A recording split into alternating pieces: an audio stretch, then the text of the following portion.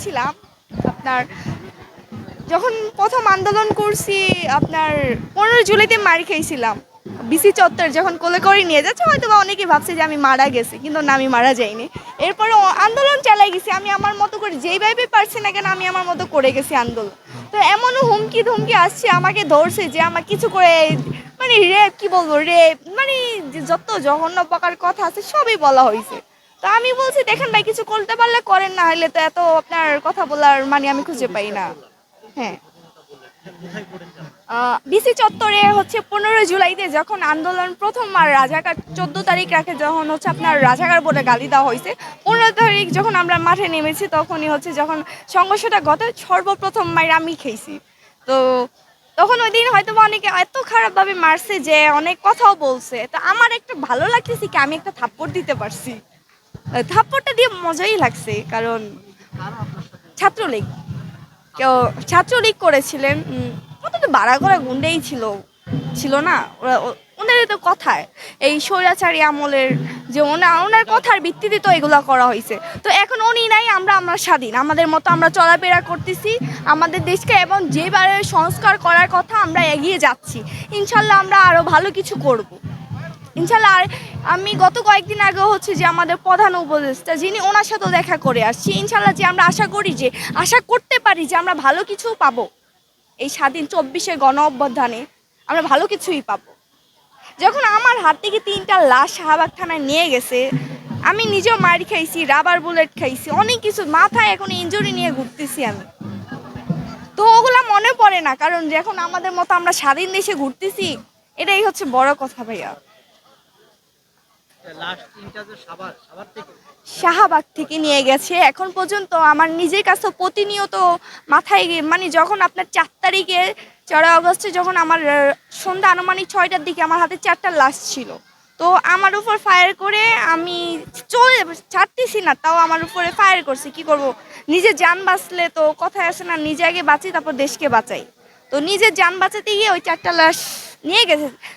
ওরা মরে গেছে তারপর ওদেরকে ট্রেনে হিসড়ে নিয়ে যাচ্ছে ওদের উপরে আবারও ফায়ার করা হয়েছে একটা মানুষ মারা গেছে একটা মানুষকে মারতে কয়টা গুলি লাগে কয়টা বুলেট লাগে ওখানে একটা বুলেটে মারা গেছে একটা মানুষ তারপরে আবার আপনারা ফায়ার করতেছেন মানুষের কাতারে পড়েন না পড়ে আমার রিলেটিভ আমার সিনিয়র ভাই হয় আমি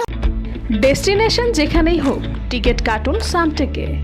সামটেক ট্যুর অ্যান্ড ট্রাভেল আপনাকে দিচ্ছে স্বল্প খরচে এয়ার টিকিট কাটার সুবর্ণ সুযোগ। যোগাযোগ করুন স্ক্রিনে দেওয়া নাম্বারে। হয়তো বা কোনোদিন চিনি না কিন্তু বয়সে তো বড় ভাই তো সম্বোধন করতে পারি আমাদের যখন আন্দোলন করছি কে ভাই কে বোন কে ছিল সবই তো সমান ছিল ছিল না তাহলে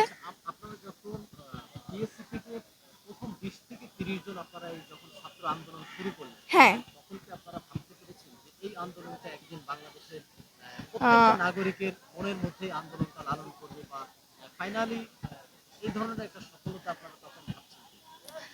আমরা প্রথম বলি আমরা সফল হয়েছি কিনা হ্যাঁ ইনশাল্লাহ আমরা সফল হয়েছি কারণ ওনাকে আমরা গদি থেকে হয়তো বা যে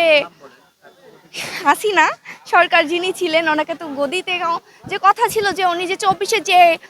নির্মমভাবে যে অত্যাচার চালাইছে ওনাকে ফাঁসির রায় দেওয়া উচিত যেটা আমরা মনে করি ফাঁসির রায়তে অবশ্যই একদিন ঝুলাবে ওনাকে এই দেশের সরকার হয়তো বা এখন অন্তর্বর্তী সরকার আছে নির্দিষ্ট পার্মানেন্ট সরকার অবশ্যই আসবে ওনার কাছে আমরা চাই যে ওনার যে 24-এ গণ অভ্যুত্থানে যারা মারা গেছে যারা মার খেয়েছে এবং হসপিটালে কাটাচ্ছে আমাদের ভাই বোনেরা এখনো পর্যন্ত আছে তো এই বিচারগুলো করতে হলে সর্বপ্রথম আমাদেরকে ওই দিল্লি থেকে হাসিনারে নিয়েই তৈব ভাই যে হাসিনারে এই ফাঁসির রায় ঝুলাতে পারবো মনে করি উনি একজন মানুষের কাতারে পড়ে যদি না পারে তাহলে উনি মানুষের কাতার কখনোই পড়বে না আমার জায়গায় যদি ওনার যে একটা মেয়ে মারা যেত তাহলে তো উনি কান্না করতো আমার মেয়েকে মারছে কেন আমার মেয়ে কি দোষ ছিল আমি যেমন অনেকে ভাবে যে আমি ডাবিতে পড়ি অনেকে অন্য অনেক ক্লাস পড়ি আমি না আমি 10ম শ্রেণীর শিক্ষার্থী অনেক ছোট যখন এই আন্দোলন করছে আমাকে অনেক কথা বলছে অনেক টাকা অফার করছে ভাই আমি নিই নাই কেন নিই আমার দেশ আগে যদি হ্যাঁ হ্যাঁ অবশ্যই ছিল আমি তো চুরি করে গেছি স্কুলে যেতাম ফ্রেন্ডের বাসায় যেতাম ওখানে আমি ব্যাগ নিয়ে বের হইতাম রেগুলার আমি বের হইতাম কিন্তু আমার মুখ প্রথম আন্দোলন করছে আমি মুখ বেঁধে যেন আমার চিনতে না পারে আমার বাসায় যেন না বানতে পারে যখন 15 তারিখ মার খাওয়ার পরে কি আর মানে নিজেকে আটকানো যায় 16 তারিখ মারছে আবু সঈদ ভাইয়াকে শহীদ আবু সঈদ ভাইয়াকে তো নিজের মতো আর থাকা যায় না কখনোই না সংস্কারের কথা বলছিলেন হুম বর্তমান যে অন্তর্বর্তীকালীন সরকার দায়িত্বে আছে রাষ্ট্রে তাদের কাছে আসলে কি কি ধরনের সংস্কার এই মুহূর্তে আমাদের বাংলাদেশের জন্য জরুরি বলে মনে হয়? আহ, প্রথম জরুরি হচ্ছে যে আইন শৃঙ্খলা রক্ষাকারী বাহিনীরা যেগুলো করতেছে ওদেরকে সর্বপ্রথম হচ্ছে আমাদের নিরাপত্তা দেওয়া উচিত, জনগণের যে নিরাপত্তা ওটা দেওয়া উচিত, বিশেষ করে নারীদের ক্ষেত্রে। যেমন আমি আপনাকে একটু আগেও বলেছিলাম যে কালকে রাতে আমি ভাবতেছিলাম আমি কি আজকে বের হবো কিনা, যে আমার বিভিন্ন পেজ থেকে আমাকে হুমকি দামকি দিচ্ছে, অনেক গালাগালি মানে জঘন্য প্রকার গালাগালি করতেছে। তো আমি চাই যে সর্বপ্রথম নারীদেরকে নিরাপত্তা দেওয়া হোক। সর্বপ্রথম নারীরা যে এই আন্দোলনের গণ অভ্যুত্থানের ভূমিকা কার ছিল, ছেলেদের নাকি মেয়েদের, আপনারাই বলেন। সবারই ছিল, সবারই ছিল। কিন্তু বেশি কার ছিল, নারীদের ছিল না? নারীদেরকে যদি আপনি এখন নিরাপত্তা দেন তাহলে নারীরা আরো আগাই যেতে পারবে না। যে কথা আছে না যে ছেলে মেয়ে কি সমান ধরা হয় না, আমি জানি যে ছেলে আলাদা মেয়েও আলাদা, কিন্তু যখন আমরা কাজ করতে যাই তখন কি আমরা ভাবি যে কে মেয়ে কে ছেলে? কখনোই ভাবি না।